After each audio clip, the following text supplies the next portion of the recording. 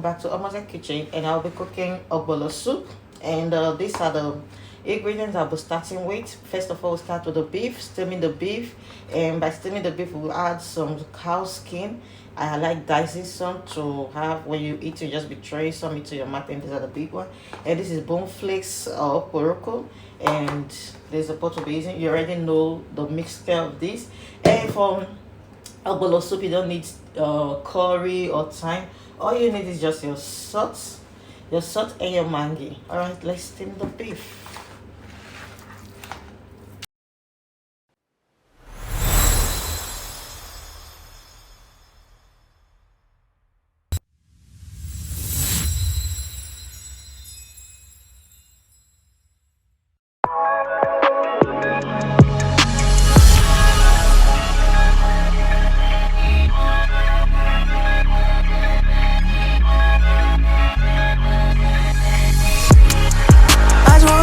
And you have to turn it together properly so that the sauce will enter every part of the beef and the oporoko.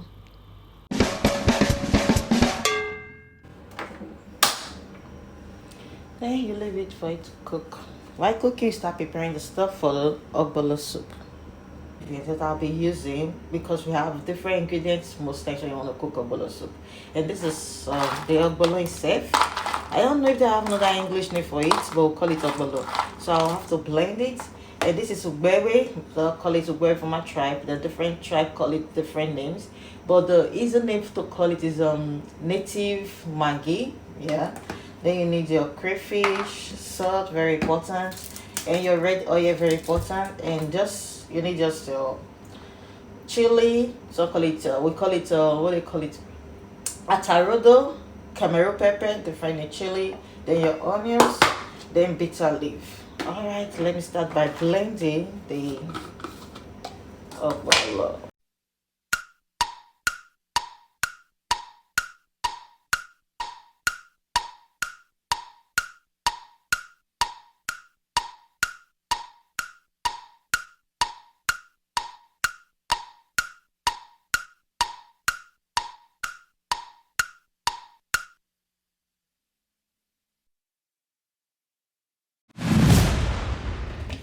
And for the ogbono, sometimes you can buy it already blended, but mine did come blended, so I have to blend it myself.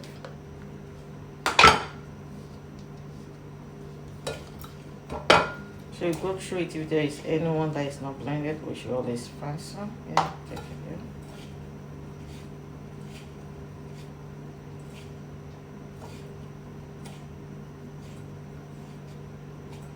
Yeah, that's how you get your ogbono. That is not blend. All you need to do, just put it back and blend through.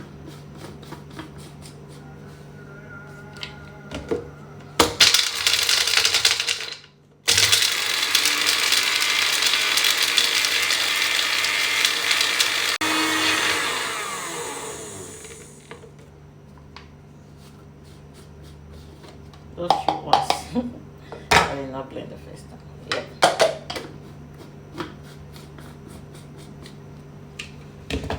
You pour your oil.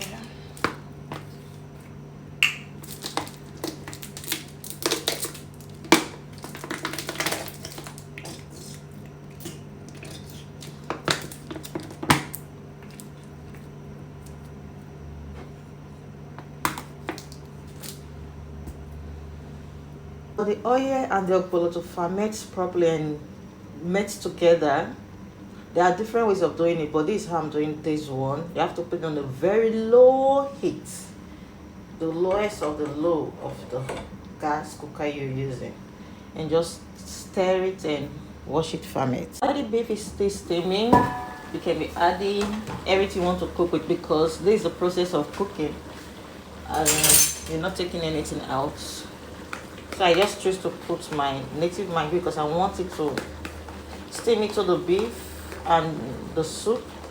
I don't want to be hearing any smell of it. Stir it because you don't want it to burn.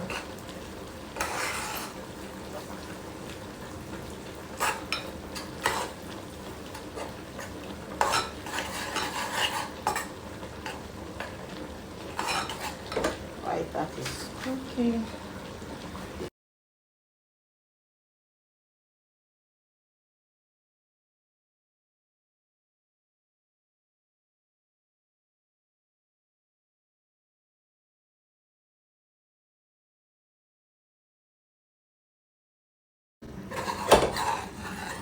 See, everything's finally fermented. Then you set it aside for it to cool off.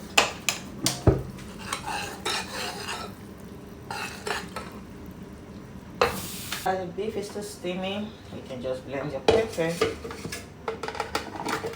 and your onions. Okay, the process of the ogbono soup begins. You can add a little bit of water.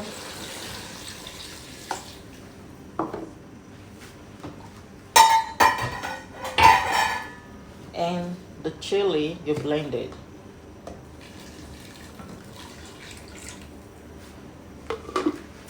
And you stir. The process of the cooking of the soup, this is the process. Different ways of cooking ogbono soup, but this is the how I just choose to cook it this time around. Then you leave it to steam. Anything you want to add, start by adding the crayfish.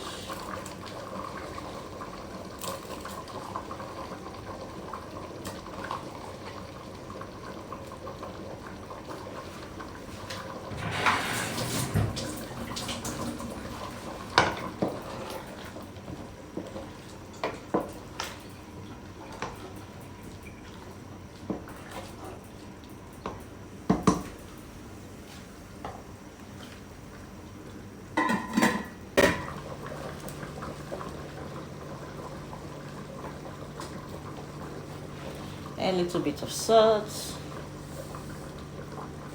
Because remember, I already put salt and everything to steam the beef. I just let it cook for a bit. Well, normally the leaf is supposed to be the last thing you add, but because this bitter leaf is not fresh and we want it to cook into the food, so you just add it up.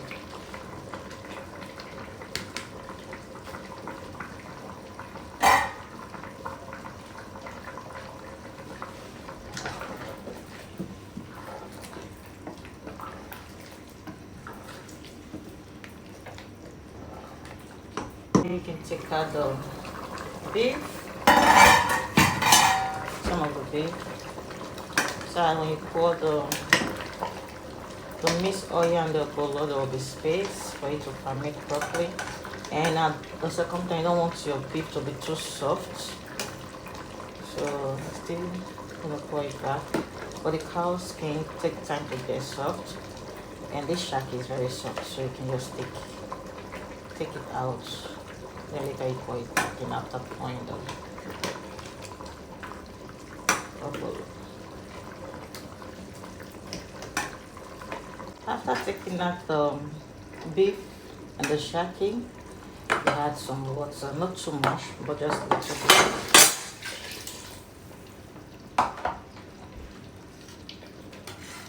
bit. And let it steam for a bit.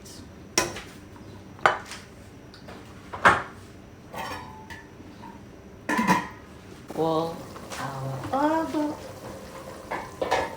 Alright, time for us to pour the fermented ogbono in oil.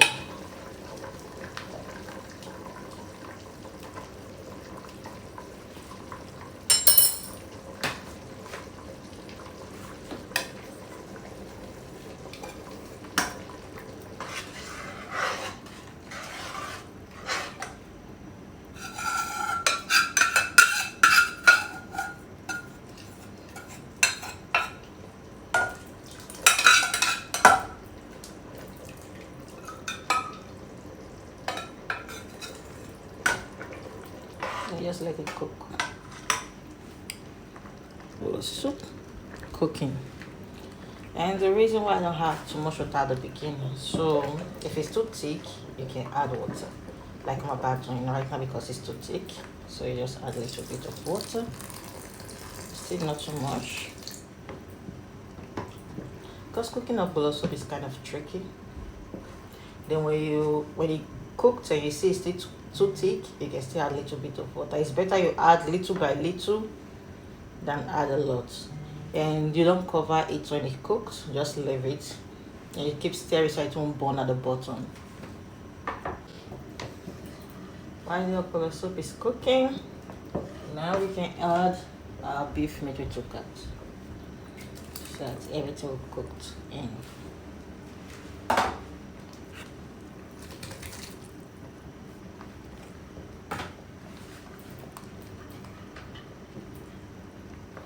Yeah, basically this is how you cook your ogbono soup. There are different ways, but this particular ogbono soup I just cooked is how the process goes. And you just leave it to cook. Almost the final result of the ogbono soup is almost ready. You can see the face is changed and it's cooked. So you can eat it with different stuff. You can eat with semolina, wheat, akasa, akidi, a lot of wrap you can eat it with. There's a process of the way I cook this pattern of ogbono soup. It is fully ready and I'll be eating mine with wheat. Yes, sir.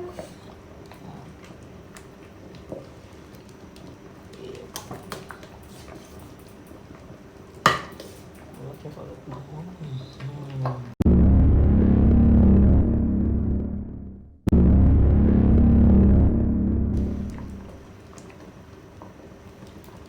Thanks for watching. Thanks for subscribing. This is how I cook our ogbono soup, this pattern.